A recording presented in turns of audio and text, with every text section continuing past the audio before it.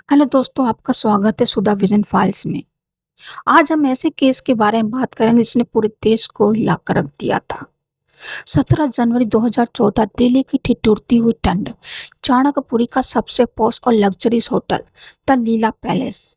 इस होटल के room number 345 का जब दरवाजा खुलता है तो वहां पर जितने मौजूद थे सबके होश उड़ जाते हैं। देश की सबसे ग्लैमरस, बेबाक और पावरफुल माने जाने वाली महिला सुनंदा पुष्कर बिस्तर पर बेजान पड़ी थी। लेकिन इस मौत के पीछे का रहस्य समझने से पहले हमें यह समझना होगा कि आखिर सुनंदा पुष्कर कौन थी और क्यों उनके नाम ने पूरे देश को हिलाकर रख दिया था। सुनंदा पुष्कर का जन्म कश्मीर के एक आर्मी परिवार में हुआ था। उनके पिता एक आर्मी ऑफिसर थे। कश्मीर से पढ़ाई लिखाई पूरी करने के बाद उनकी जिंदगी में एक ऐसा सफर ले गई जिसे देखकर सब हैरान रह गए। सुनंदा एक आम लड़की नहीं थी, वो एक बेहद एम्बिशियस और सेल्फ मेड बिजनेस वूमेन थी। 1990s के दौर में वो दुबई शिफ्ट हो गई, जहां उन्होंने रियल एस्टेट और इवेंट मैनेजमेंट में अपना एक नाम बड़ा बनाया। दुनिया उन्हें उनकी खूबसूरती, उनके तेज दिमाग और उनकी बेबाकी के लिए जानती थी। वो जो सोचती थी वही बोलती थी।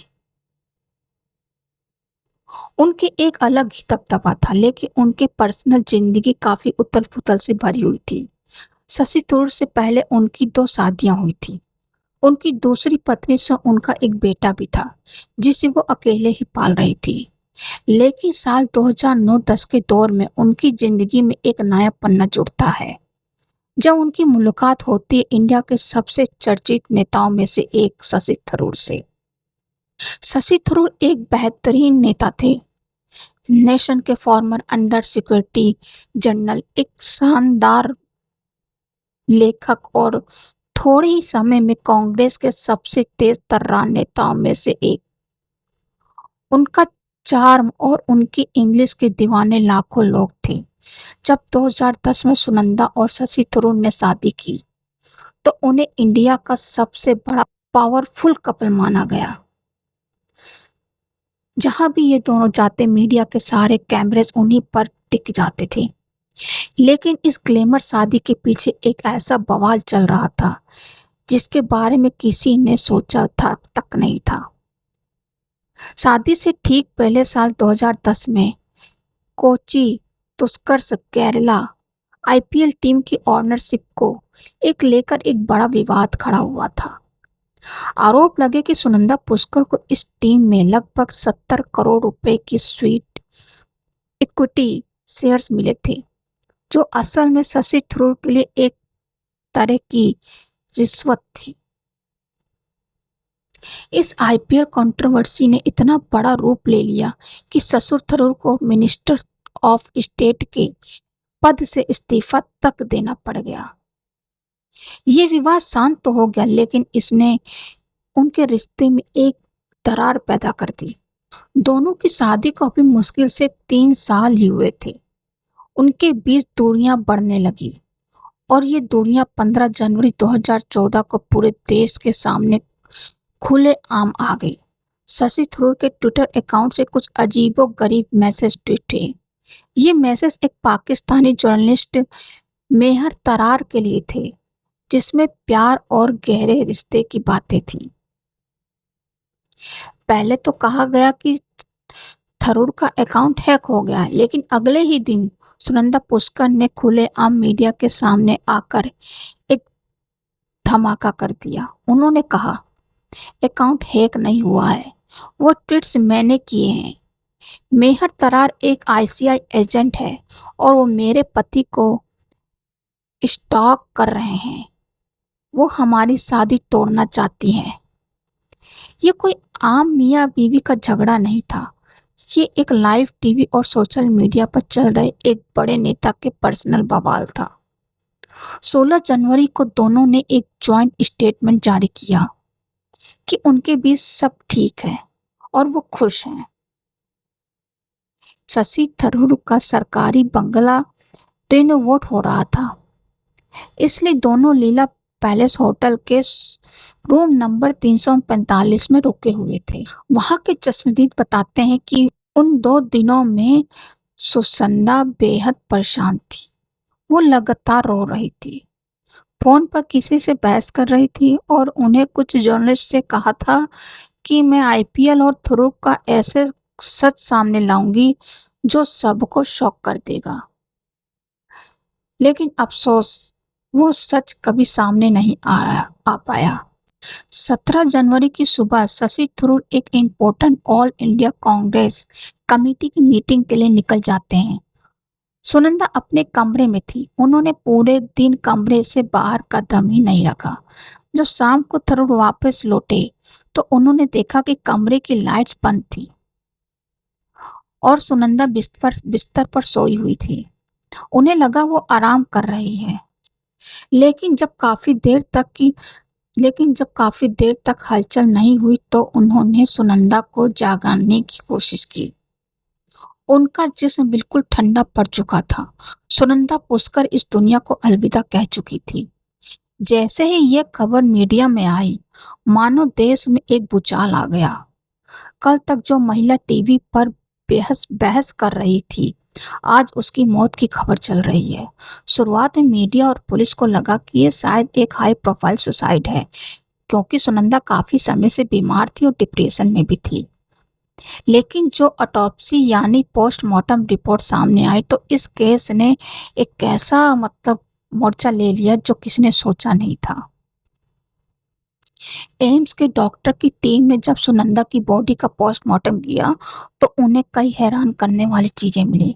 सबसे पहले सुनंदा की बॉडी पर 15 से ज्यादा चोट के निशान थे। ये चोट के निशान उनके हाथों, पैरों, चेहरों पर थे। डॉक्टर्स के मुताबिक ये निशान किसी झपड़ या हाथापाई से नहीं।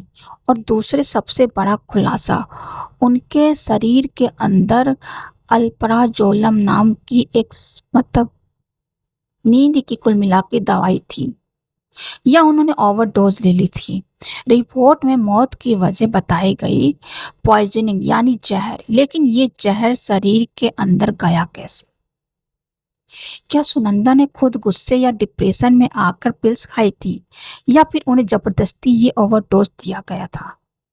केस इतना उलझ गया कि दिल्ली पुलिस ने साल 2015 में पूरे 1 साल बाद मर्डर की एफआईआर दर्ज की। सोचो, सुनंदा की विस्कारा रिपोर्ट को टेस्ट करने के लिए अमेरिका की सबसे बड़ी एजेंसी एफबीआई तक भेजा गया। एफबीआई ने भी कंफर्म किया कि मौत दवाइयों के ओवरडोज से हुई, लेकिन उन्हें किसी डेंजरस केमिकल पॉइजन का सबूत नहीं मिला। अब पूरी सुई घूमकर रुक गई थी कि उनके पति शशि थरूर पर। साल 2018 में दिल्ली पुलिस ने कोर्ट में एक लंबी चार्जशीट फाइल की। पुलिस ने थरूर पर मर्डर का चार्ज तो नहीं लगाया, लेकिन उन पर सेक्शन 498 यानी क्रुएल्टी और सेक्शन 306 यानी सुसाइड करने के लिए, उकसाने के लिए, ये सब केस दर्ज किए गए।